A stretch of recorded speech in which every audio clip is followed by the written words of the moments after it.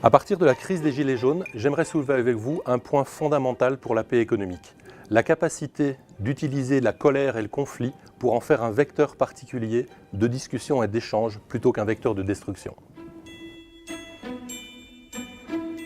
La colère en soi n'est pas un problème, la colère elle reste un lien qui me permet d'être en relation avec l'autre et de lui signifier encore d'une dernière manière que je ne suis pas entendu, que je me sens abusé ou que je me sens maltraité. Mais cependant, il ne doit pas y avoir que la colère comme seul moyen des hommes pour être entendu. Il faut leur offrir d'autres espaces. Comment pouvons-nous vivre dans une société dans laquelle, pour être écouté, il faille si souvent se fâcher ?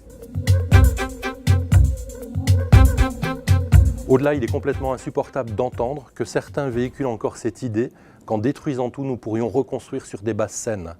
La guerre n'a jamais apporté autre chose que la souffrance. Personne ne gagne une guerre. Il n'y a que des défaites. La violence n'est pas à confondre avec la puissance. La puissance porte la lumière, elle porte une exigence de changement du contrat social. La violence, elle est souillure, elle l'abîme, elle le détruit.